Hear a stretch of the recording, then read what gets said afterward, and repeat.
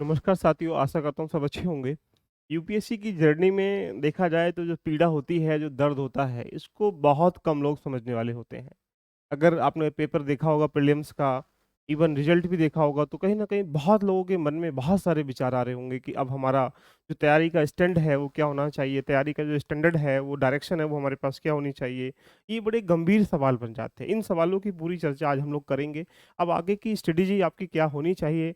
जो एग्ज़ाम अभी 2024 का होगा, 2025 होगा, या आप इसको तैयार कैसे करें, या जिनका प्रीलिम्स हो रहा है, वो मेंस कैसे करें? जो फेल हो चुके हैं, वो क्या करें? ये सारे बहुत सारे डाउट हो सकते हैं।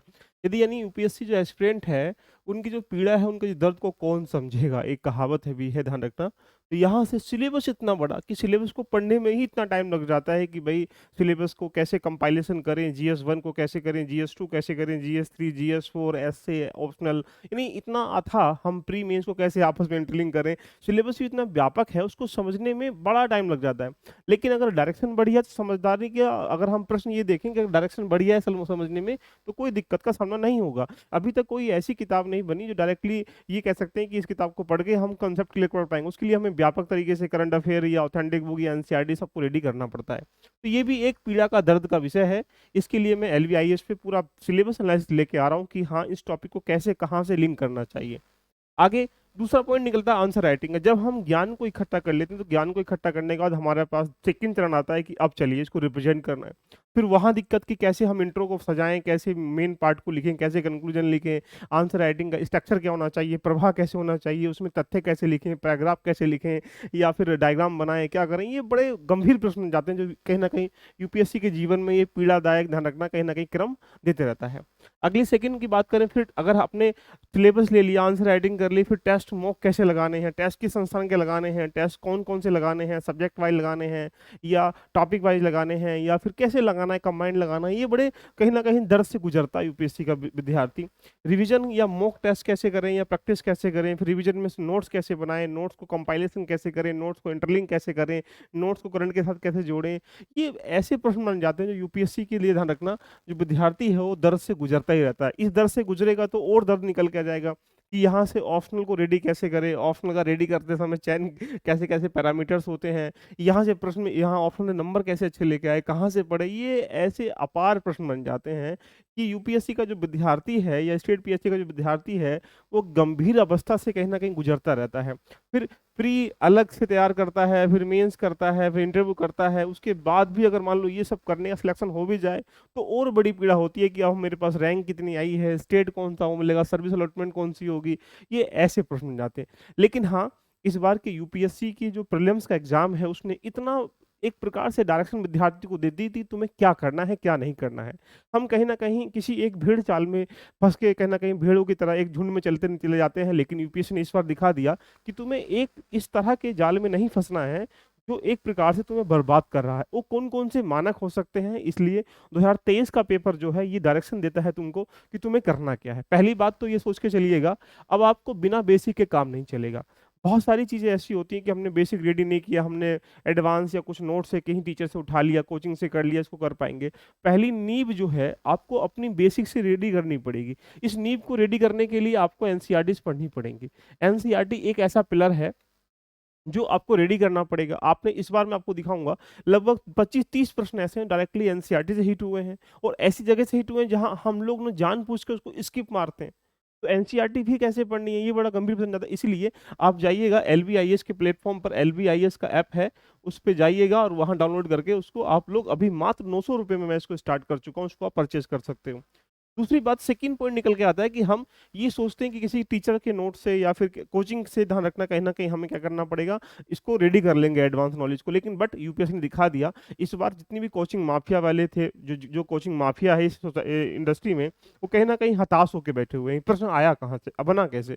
तो सौभाग्य की बात है, नॉर्मली बात है, 1, 2, 4, 10, 5 प्रश्न कहीं के हर किसी कोचिंग के मिल जाएँगे। लेकिन पॉइंट बनता है कि 50 क्वेश्चन को टच कैसे किया जाए? इसलिए आपको ये कंपल्सरी है कि अब इस समय बुक्स पढ़ना कंपल्सरी है। और बुक्स भी ये नहीं कि इधर-उधर की राइटर की पढ़ लिया, किसी उसकी पढ़ लिया। आपको ऑथेंटिक बुक को फ़ॉलो करना पड़ेगा। ऑथेंटिक बुक का मतलब ये रहा कि आपको एक कहीं न कहीं ऐसी बुक को पढ़ना पड़ेगा जो बिल्कुल कहीं न कहीं अच्छी बुक होनी चाहिए। दूसरी पार्ट, नेक्स्ट पॉइंट निकल के आता है कि कोचिंग का भी देखिएगा।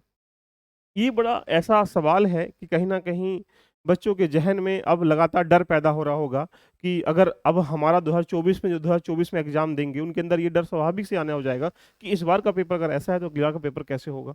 तो वो लगातार कोचिंग के पीछे भागना स्टार्टिंग करेंगे। अगर सोचो, इमेजिन करो, अगर 2023 में भी कोचिंग के कोडिंग पेपर आता, जितने भी हताश होकर बच्चे बैठे हुए हैं, डिमोटिवेट होकर बच्चे बैठे हुए हैं, वो यहाँ पर कहीं ना कहीं कोचिंग से फायदा ले रहे होते, लेकिन उन्हें लग रहा है कि कोचिंग से जो पढ़ाया करंट क्लास ये सब चीज चला, वो कहीं फायदा नहीं हुआ। तो कोचिंग पे पूर्ण निर्भर नहीं रह सकते आप। पूर्ण निर्भर का मतलब कंप्लीट आप डिपेंडेंट नहीं हो सकते कोचिंग के ऊपर कि हाँ कोचिंग से पढ़ के आप क्वालिफाई कर पाओगे, ये बिल्कुल भी स्वाभाविक नहीं है। ये 2023 का पेपर आपसे कह रहा है। इसके लिए तुम्हें कोचिंग का सहारा लेने के लिए मतलब है जैसे हम किसी जाते हैं, ध्यान रखना, रनिंग करते करते रहते हैं बहुत लंबे समय से, उसके बाद हम जाते हैं किसी रनिंग करने के लिए, दिखाने के लिए कि देखिएगा हम इतनी रनिंग इतने टाइमिंग कर लेते हैं, तो वहाँ आपको जज करने के लिए जाना है। इसका मतलब आंसर राइटिंग करनी है, मॉक देने हैं, ये बहुत सारी चीज़ें ऐसी होती हैं। लेकिन हाँ, तुम सोचो कि जो हम कोचिंग से पढ़ रहे हैं वो यूपीएससी क्वालिफाई हो जाएगा, उसको रख दो साइड में उठा। अब कोचिंग की नीड नहीं है, कोच की नीड है।